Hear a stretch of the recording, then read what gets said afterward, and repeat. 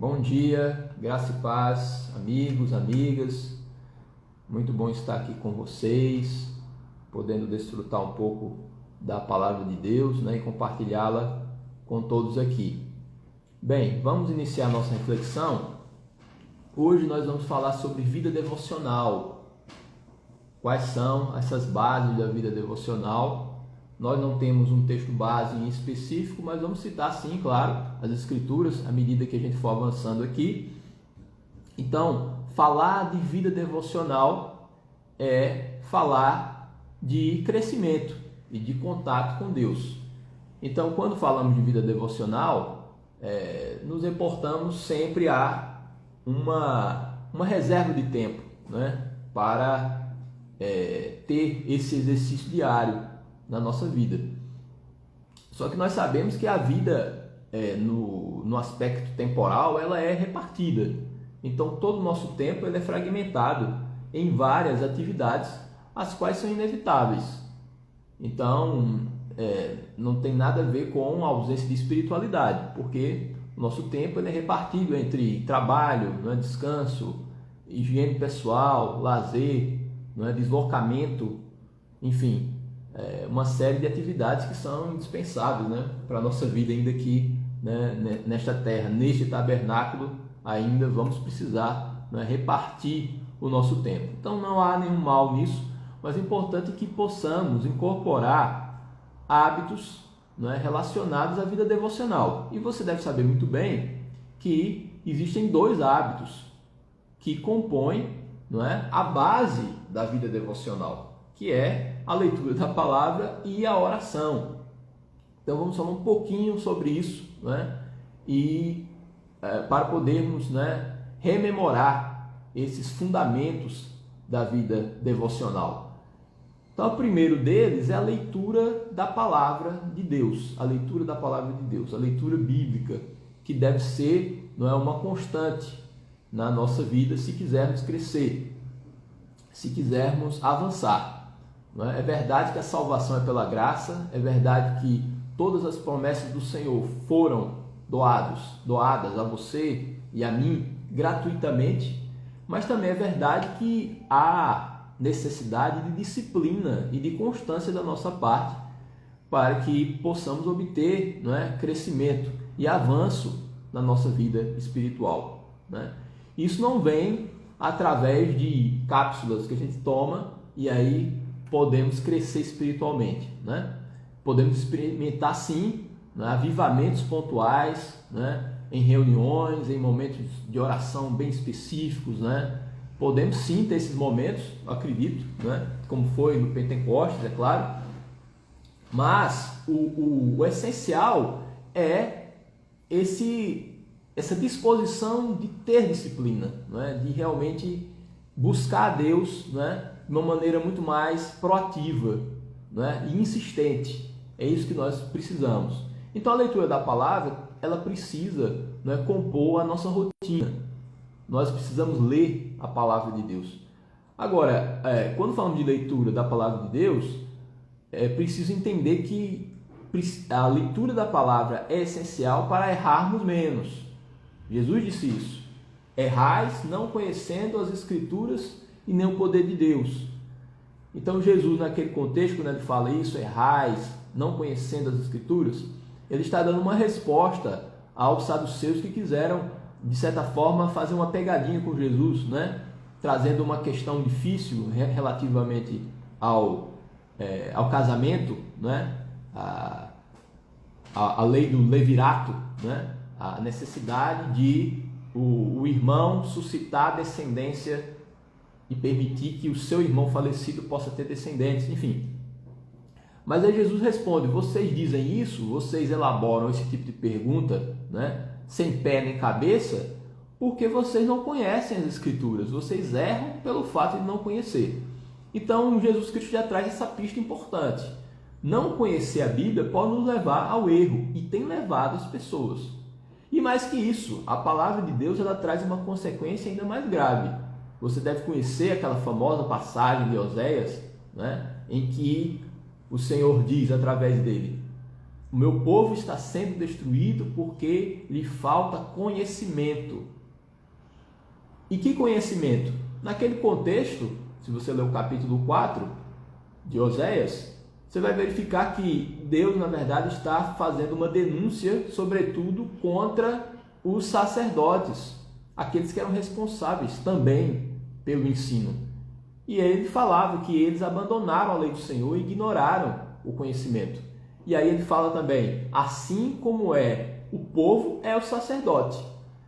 Então, o povo, né? Ou seja, naquele contexto, o povo de Israel que recebia o ensino era apenas um reflexo da ausência de compromisso com a palavra de Deus daqueles que ensinavam.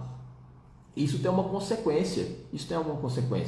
Então, quando nós não temos a palavra de Deus como filtro, nós deixamos de fazer triagem, né, de tantas bobagens que circulam por aí.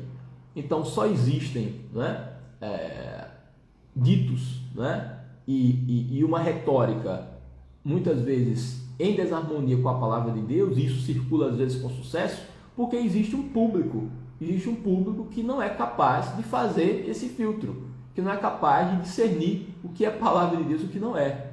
Então, uma das características principais da ovelha de Jesus Cristo é conhecer a voz de Jesus Cristo, né? As minhas ovelhas ouvem a minha voz, elas não vão seguir o lobo.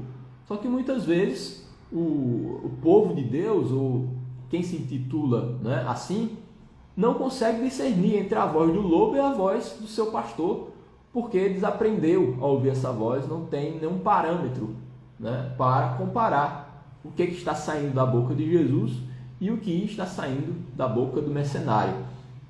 Então nós precisamos ter a palavra de Deus como esse filtro, é muito importante, né? Então o crescimento depende desse contato que temos, né, com as Escrituras. Agora, existem alguns obstáculos, né, que as pessoas podem alegar, né, ao avanço, à compreensão da palavra, né?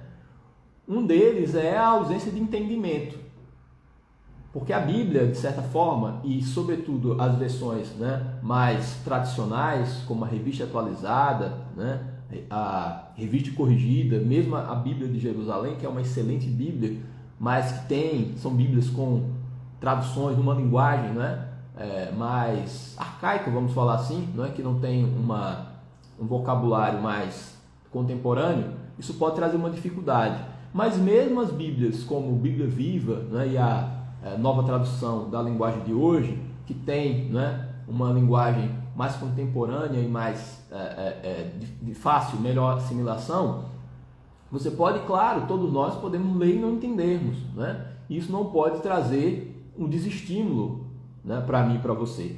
Devemos lembrar o seguinte, que existia um homem no Novo Testamento que começou a ler a Bíblia, na verdade um trecho da Bíblia, né, o livro de Isaías. Ele estava com o rolo de Isaías, andando, né, na sua carruagem, e aí ele não entendia aquilo, e Deus enviou um apóstolo, um discípulo chamado Filipe. É a história do eunuco. Ele começa a ler Isaías 53 sobre Jesus como servo sofredor, e Deus envia naquele momento um homem para esclarecê-lo acerca do conteúdo do que ele estava lendo. Então, para entender a palavra de Deus, é evidente, precisamos ter acesso ao seu conteúdo. Então, é só acessando o conteúdo e se nós, eu e você, formos insistentes, né, em acessar esse conteúdo, o Espírito Santo vai nos trazer o esclarecimento, quer na nossa mente, quer por meio de terceiros. Há uns dias atrás, tive uma experiência interessante. Um amigo meu, né, um jovem da nossa comunidade, estava lendo Hebreus 7, e aí ele falou que leu e não entendeu. Ele me procurou e me falou isso. Depois que eu fiz uma ministração com base em Hebreus capítulo 7 também. E ele pediu: Senhor, eu não estou entendendo, me ajude aqui. E aí, no dia posterior, eu preguei no domingo, né, e por providência de Deus, né, ele recebeu o esclarecimento. Então, o esclarecimento ele vem de várias formas, mas é importante que que eu e você possamos insistir, né, na compreensão e na leitura da palavra. Outro obstáculo que as pessoas podem encontrar, é às vezes não ter não encontrar uma utilidade imediata, ao texto. Porque realmente existem passagens que você lê e você pode se indagar, mas o que isso tem a ver com a minha vida? Como isso aqui pode me ajudar? Vou te dar um testemunho. Eclesiastes é um livro que eu tenho um particular carinho, porque tem muita sabedoria ali. Mas ele também tem uma pegada pessimista, Vocês já devem ter notado isso, vocês que são leitores. Mas tem a sua função, no conjunto da palavra de Deus, que os textos eles se concatenam e eles se articulam. Então, tem uma passagem que diz: mais feliz do que os vivos são os que morreram, e mais do que ambos, os que sequer nasceram. É um texto que eu conhecia já de longa data, porque eu leio com frequência Eclesiastes. E aí, infelizmente, há uns 4 anos atrás, a minha esposa teve um aborto. E aí, no momento que a gente viu o ultrassom, com a ausência dos batimentos cardíacos do feto, a gente saiu do consultório e esse texto me veio à memória, creio eu, pelo Espírito Santo, lembrando dessa passagem. Porque o Senhor me falou, por meio desse texto, que não tinha utilidade até aquele momento. Mais feliz do que os que morreram, dos que vivem, são os que morreram. E mais do que ambos, aquele que sequer nasceu. Então eu percebi, apesar, claro, da consternação, e da tristeza, da frustração, que o Senhor estava chamando de feliz, aquele feto que partiu. Então eu não poderia teimar com Deus, acerca do que era melhor ou não, para aquele nosso filho. Então, essa compreensão é muito importante. Vamos nos abastecer de palavra de Deus, sempre. Porque em um momento aquilo vem à nossa memória e aquilo vai ter muita importância, para a vida prática. É importante entender isso.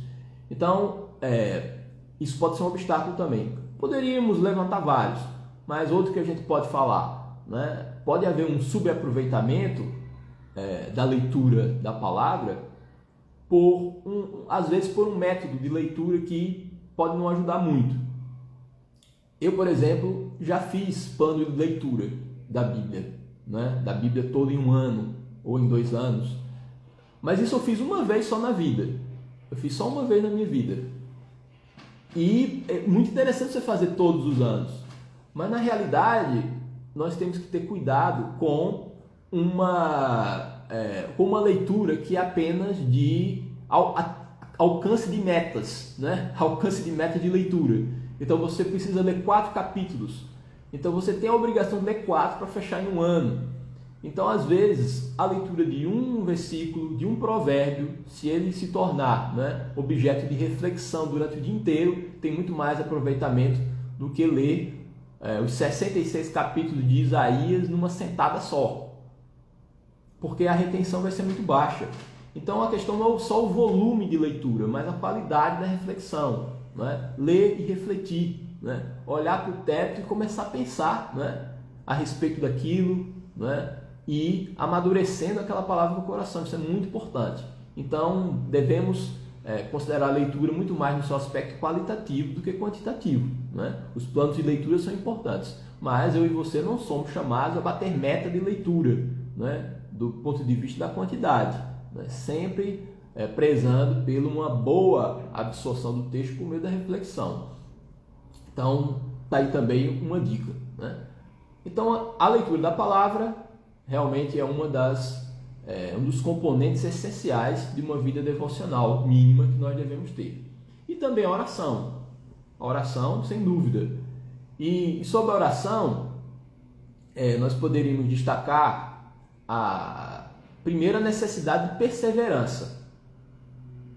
Se é um aspecto que deve estar presente na oração e que Jesus Cristo, por sinal, destacou de uma maneira muito, muito acentuada, é a perseverança na oração. Porque é fácil você desistir, é fácil nós jogarmos a toalha, principalmente quando os resultados não seguem o nosso cronômetro, principalmente quando o tempo de Deus destoa do nosso, e geralmente é a regra. nós devemos ter constância na oração. E Jesus ele traz duas parábolas explicativas dessa necessidade de perseverança. Uma delas, a do juiz iníquo, que alguns aqui devem conhecer, é uma mulher que estava querendo que a sua causa fosse julgada, insistia com aquele homem, e de tanto insistir, ele pensou, bem, eu sou um juiz e não devo nada a essa mulher. Mas como ele já está me incomodando muito, como essa viúva já insistiu demais, eu vou julgar a causa dela, para ver se eu me livro dessa insistência dessa mulher, não aguento mais. E aí Jesus observa, veja esse juiz iníquo, se ele é capaz de julgar a causa de uma mulher, de uma viúva, que é bem inferior a ele socialmente, mas pode atendê-la pelo incômodo, você imagine o nosso Pai Celeste. Não é? Ele vai socorrer aqueles que clamam por ele de dia e de noite, e não tardará em responder. Esse é o ensino de Jesus. Então ele vai falar sobre perseverança, insistência, bater na porta, bater para que ela seja aberta. Então é um ensino de Jesus. Outra parábola também do amigo importuno, que alguns aqui também devem conhecer. Um homem está na sua casa com a sua família à noite, e aí chega um amigo, bate na porta, pede um pão, porque ele tem um amigo, né, que chegou de viagem. E aí ele começa a insistir, e aí Jesus fala, olha, se esse amigo ele não levantar da sua cama e não for atender, porque ele gosta muito desse amigo, ele vai fazer por causa do incômodo. Por isso que eu ensino para vocês, batei e abre-se-vos-á. Não é? Todo aquele que pede, recebe, o que busca, encontra. Então ele compara que mesmo os homens maus, na sua indisposição, na sua chatice, né, no seu mau humor, são capazes de atender um outro pelo incômodo. Você imagina o Senhor que nos ama e que se entregou por nós. Porque aquele que deu o Filho, disse Paulo, nos dará juntamente com ele todas as coisas.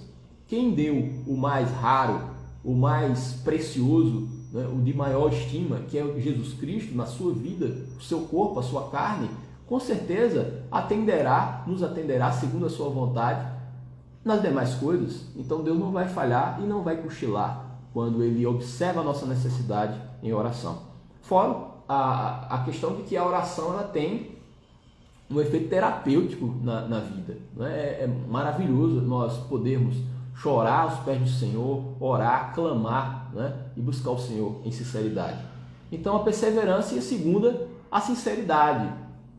Nós precisamos deixar que o coração na oração fale mais alto que as palavras.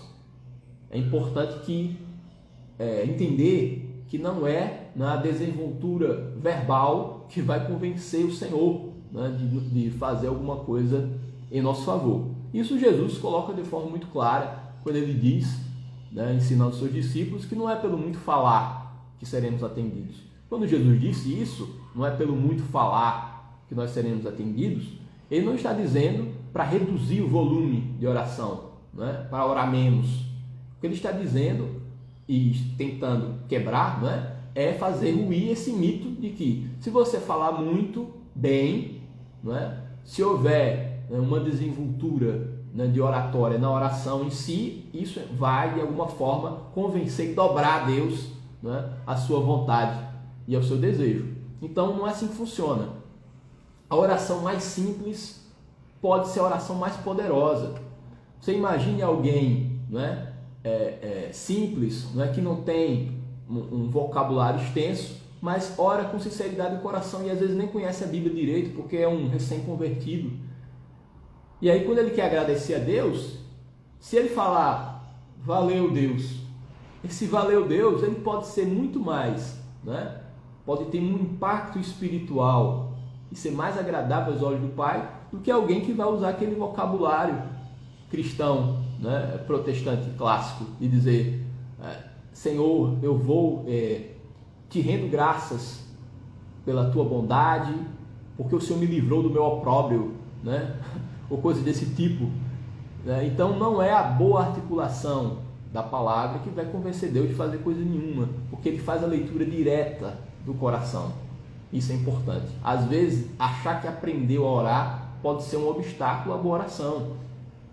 Então essa oração que sai, né, de dentro com sinceridade é a mais importante. Deus não presta atenção na estética, né, e na organização em si da palavra. É verdade que Jesus Cristo ele estabelece tópicos de oração. O Pai Nosso são tópicos de oração, não é? Não se trata de uma oração, de uma fórmula a ser repetida como um mantra, mas na realidade, tópicos de oração.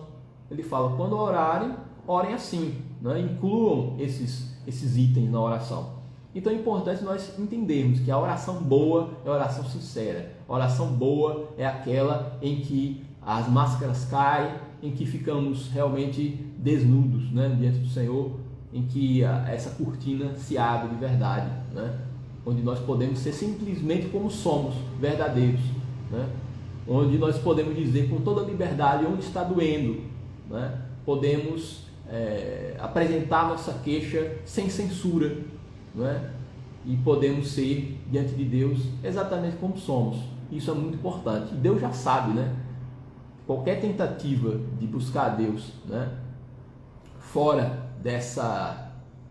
dessa moldura de sinceridade, nós já estamos errando o alvo e feio, né? É como se estivéssemos subestimando Deus, achando que as palavras em si elas vão convencê-los, né? Agora, é preciso pontuar também que a oração coletiva, né, a oração comunitária, ela tem outros aspectos. Uma coisa é a oração quando eu fecho a porta do meu quarto e vou orar, porque aí realmente é sinceridade pura, né? A autenticidade, né, nas minhas expressões, etc. Na oração coletiva também, óbvio, devemos ter a sinceridade, etc. Só que ela precisa ser uma oração às vezes mais articulada, só para que o outro diga amém. Precisa ter uma oração inteligível para que o outro entenda e concorde com ela. E mais, se eu oro em público, eu preciso também, se eu quero servir aos meus irmãos, inspirar fé. Então, por exemplo, nós vamos fechar aqui essa live com uma oração no final.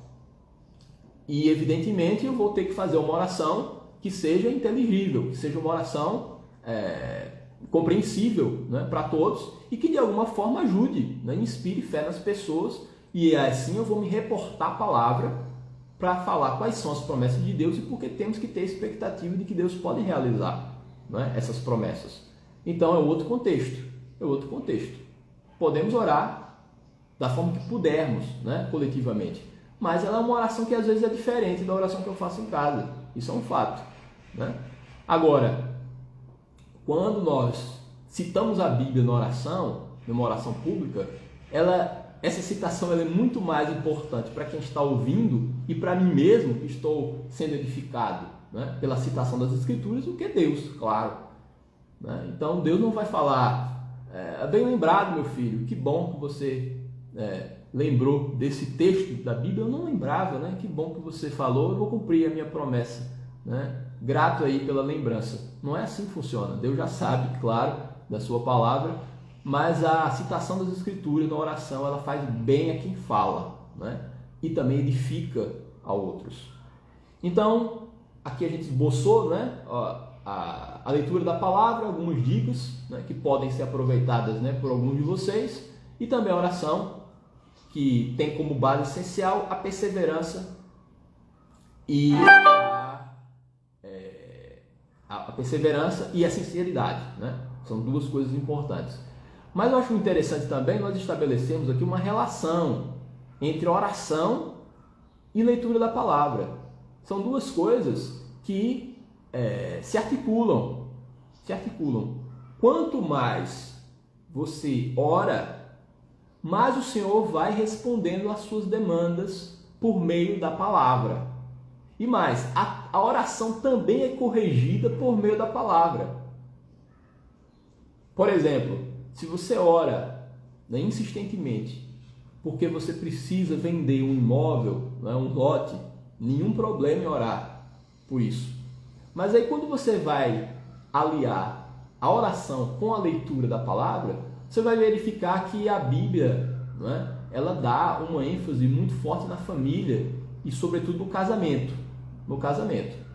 Então você começa a perceber que o casamento é um aspecto importante, né, e essencial da vida. E aí você começa a perceber que o foco da oração precisa ser mudado. Não que você não precise orar por esse aspecto, né, patrimonial, mas se você está orando mais do que pelo casamento, e principalmente quando o casamento está em crise, então a oração ela foi corrigida por meio da palavra. Sempre que você ora, Deus pode te falar e vai falar, né? E cobrir, né, essa demanda de oração por meio da palavra. E quanto mais você ora, quanto mais você lê a palavra de Deus, lendo a palavra de Deus, você vai aprendendo também a orar bem. Porque ela vai te dar uma pauta de oração, ela vai reorganizar suas prioridades. Quanto mais você lê, melhor você ora, porque aí você tem conhecimento das promessas de Deus na palavra. E essa palavra ela vai afiançar, né, a sua oração e você vai ganhar confiança. Quando a Bíblia diz, todo aquele que pede recebe, você já entra em oração afiançado por essa palavra que te dá, né, o encorajamento de insistir, porque Deus vai ouvir. De alguma forma Ele vai ouvir. Talvez não a resposta que nós gostaríamos, mas a resposta Ele vai dar. E aí quando você ora mais, você começa também a receber as respostas por meio da palavra, entende? Então a gente entra, né, num ciclo virtuoso. Né? Nós começamos a entender que a oração é aperfeiçoada pela palavra, né, e a palavra responde à oração.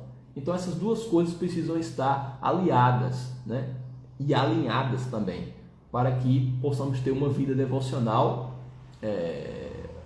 boa, né, excelente. E é isso que o Senhor deseja para nós.